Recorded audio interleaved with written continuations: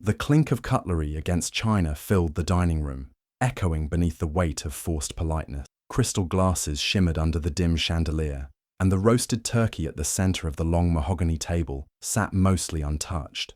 Emma Hughes moved quietly between the seats, placing a fresh plate in front of her father with careful hands. She didn't say much. She never did, not at these dinners. Charles Hughes gave a small grunt, approval maybe, as he reached for the gravy boat. Across from him, Callie dabbed at the corners of her mouth with her napkin like she was in a movie. Her eyes, lined with expensive eyeliner, flicked toward Emma, smirking, calculating. "So," Callie said, her voice light, almost sing-song, "has anyone seen Mum's bracelet? The sapphire one, from Italy?" The room froze. Linda, their mother, stopped mid-sip of wine. Her eyes narrowed, instinctively flicking to Emma. "You didn't take it, did you?" Emma blinked. "What?" Callie leaned back, swirling her wine.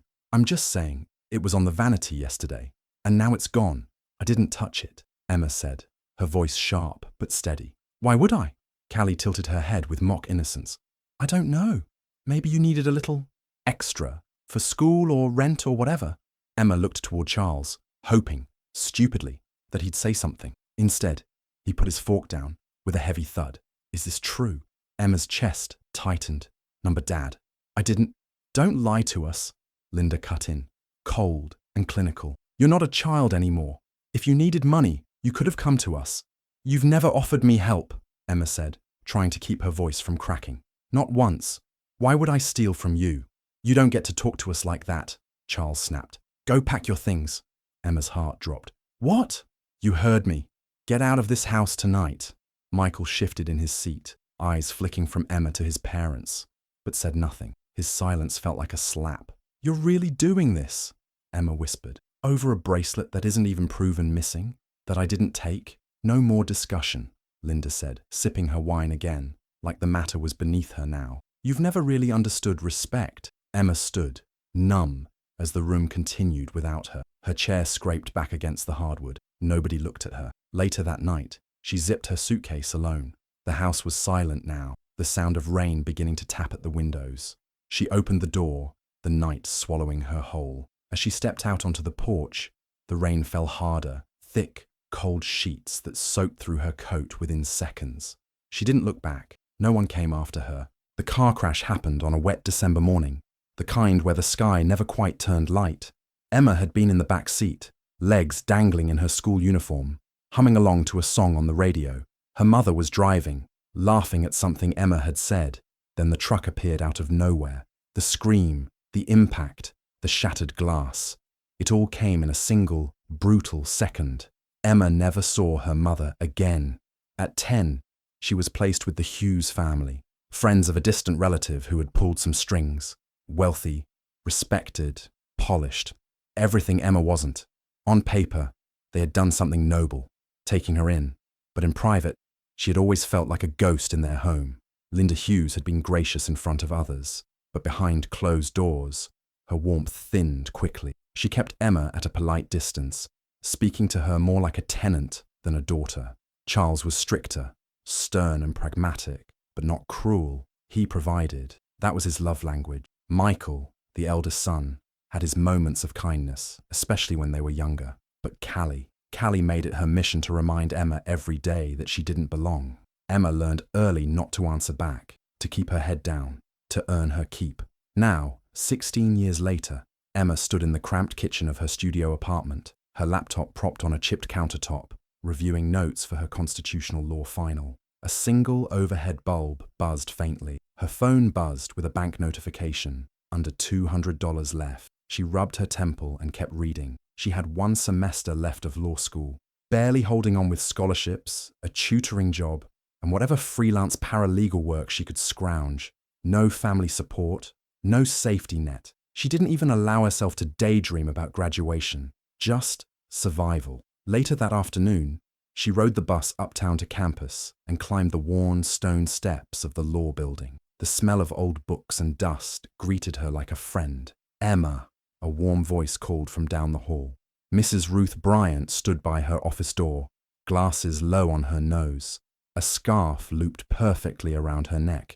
She was a retired civil rights attorney turned professor, sharp, maternal, fiercely intelligent. Emma managed a tired smile. "Hi, Professor. Don't professor me like I'm grading your paper. Come in and sit down."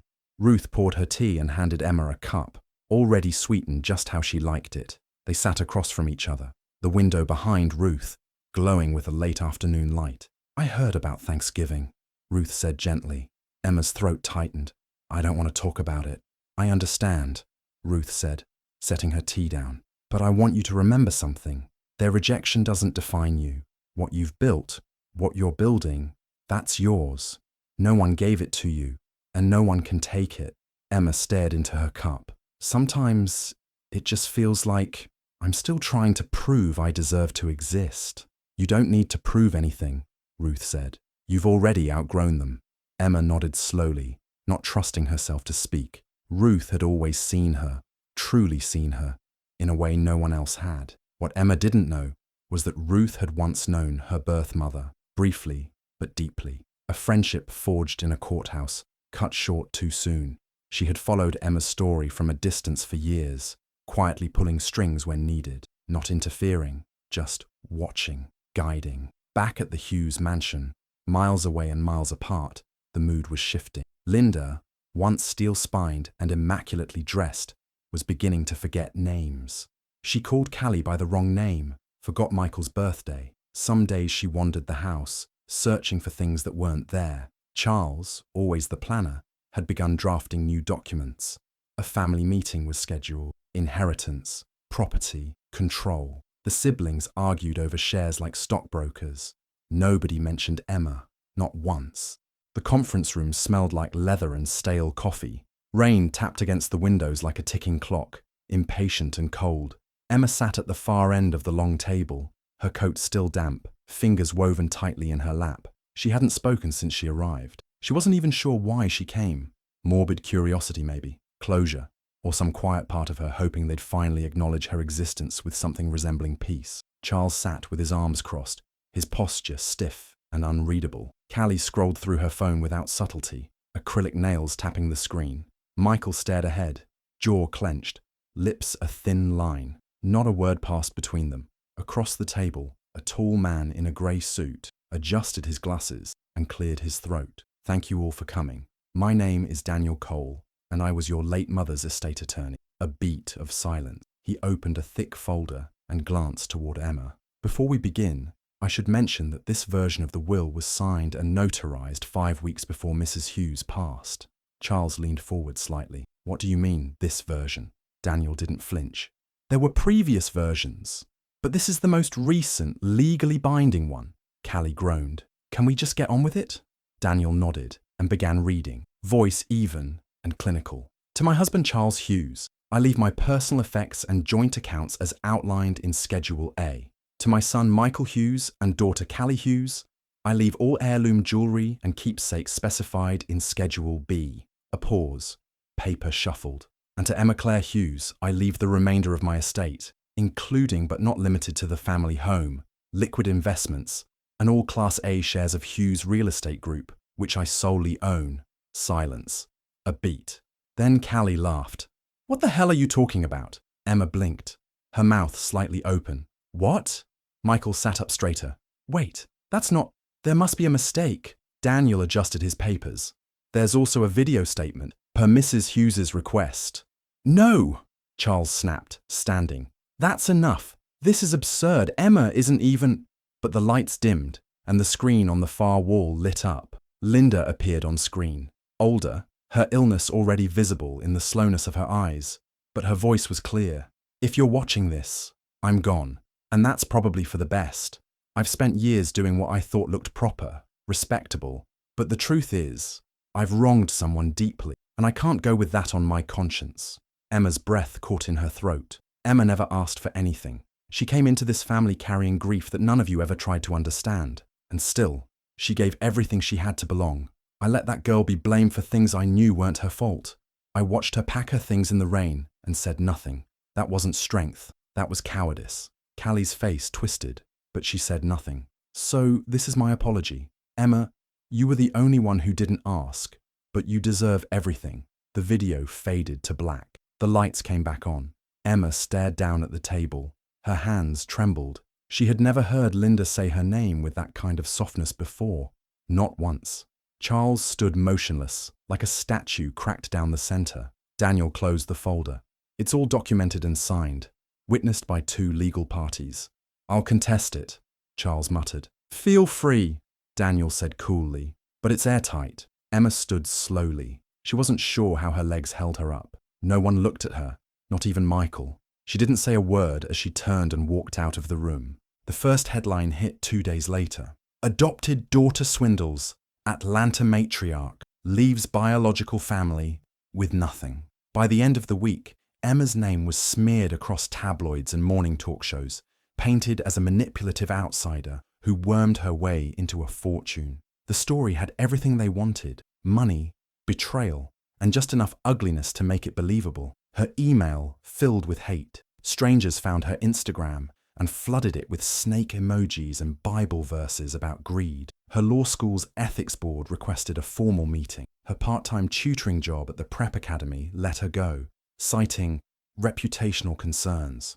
The woman who once walked invisible through the world now couldn't leave her apartment without someone whispering behind her back. Charles filed a petition to contest the will, claiming undue influence and mental instability. Callie went on social media, crocodile tears streaming as she claimed Emma had targeted their mother during her illness, manipulated her with lies. Emma sat on the floor of her apartment, the court summons clutched in her lap, her phone on silent. For the first time in years, she felt 10 years old again, small, displaced, abandoned. It was Ruth who pulled her out of the spiral. I've seen men like Charles my whole career, Ruth said, pouring her coffee with steady hands. He's not trying to correct an injustice. He's trying to preserve power. I didn't ask for any of this, Emma said, her voice hoarse. But you were still chosen, Ruth replied, and you don't have to be sorry for being chosen. A few days later, she got a message on Facebook of all places. Hey, long time. You might not remember me, but I remember you. Noah Bell. Noah had lived across the street from the Hughes house growing up. He was a few years older, quiet, observant, the kind of boy who sketched in notebooks and left town early. Now he was a freelance journalist with a focus on corruption cases. I've been watching the story blow up, he said when they met at a quiet diner off Ponce. And I know when something smells like bullshit. He slid a flash drive across the table. I've been digging into your family. You should know. Your adoptive father isn't just contesting the will. He's protecting skeletons. Emma opened the files later that night. Fake shell companies, funds funneled through charitable trusts, real estate deals that didn't make sense. Charles wasn't just a controlling patriarch. He was running a quiet empire of white-collar fraud. Then came the second blow. A contact of Noah's in the pawn circuit passed along an old receipt. Sapphire bracelet sold 6 months ago. The signature wasn't Emma's. It was Callie's. The bracelet hadn't been lost. It had been pawned to pay off a $6,000 debt Callie owed to an underground poker group. There were surveillance images too.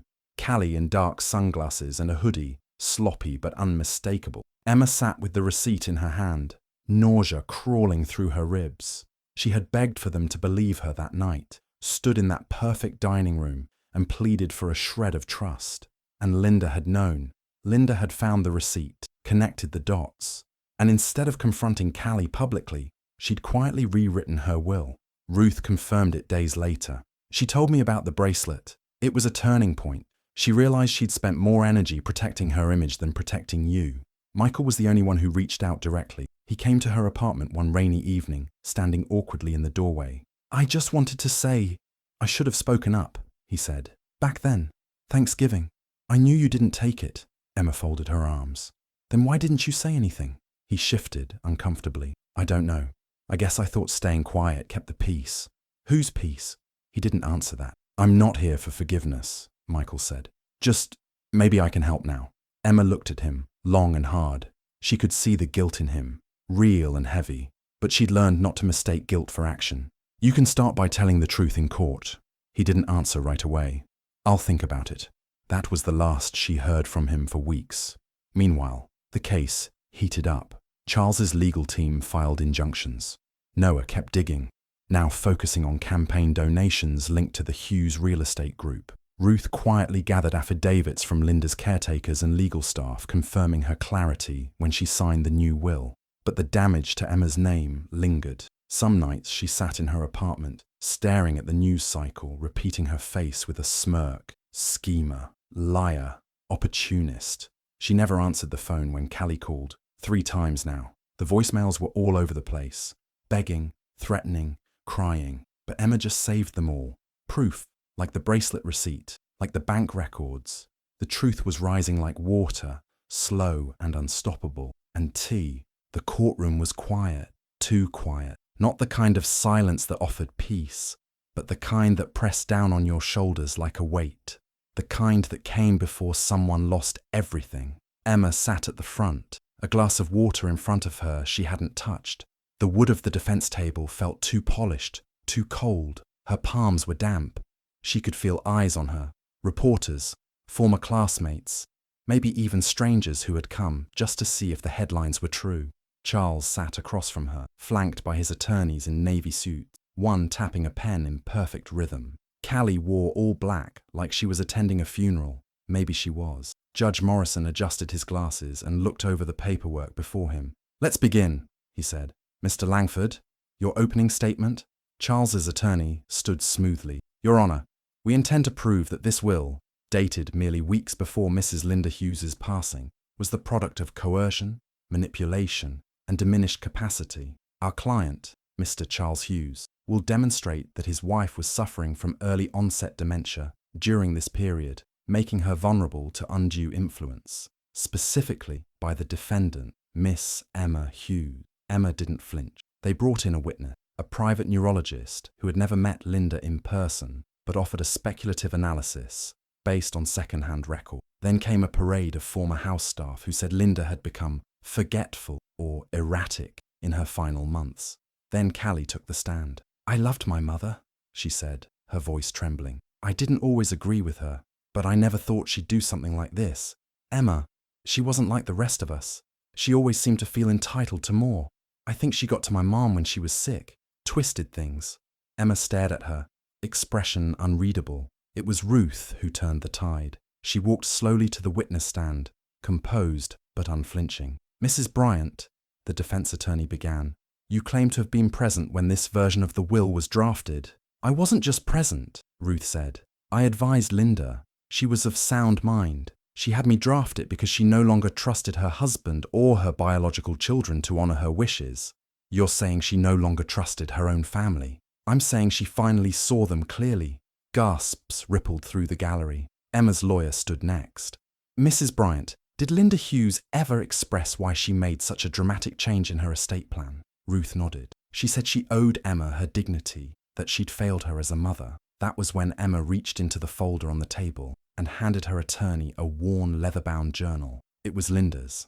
Ruth had found it weeks earlier, tucked in the back of a filing cabinet in her home office. No one else knew it existed. Emma's attorney submitted it as evidence.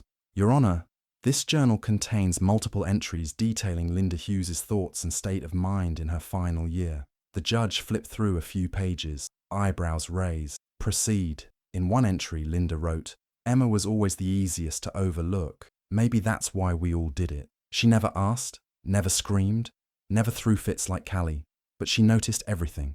And I think she always knew, deep down, that we never really wanted her." Another read. "I let her take the fall for that bracelet. I knew it was Callie. I saw the pawn slip in her bag and said nothing. That night, I watched Emma walk into the rain, and I did nothing. I can't forget that. I won't."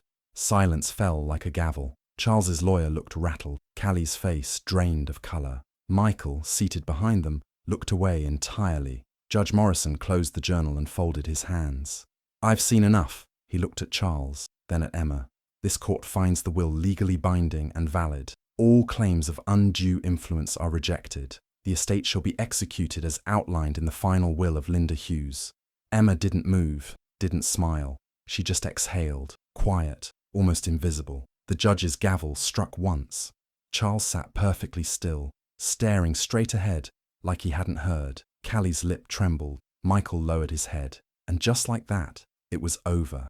The house echoed in a way it never had when she lived there. No footsteps, no distant clinking of glasses, no judgment humming beneath the silence. Emma stood in the center of the Hughes estate's grand foyer, surrounded by marble and chandeliers, and felt nothing, not victory, not satisfaction, just a kind of quiet finality. She walked the rooms once, each one too large, too cold, filled with the ghosts of glances never met and conversations that never happened. Then she called the real estate broker. Within a month, the mansion was listed. She didn't tell the family, didn't need to.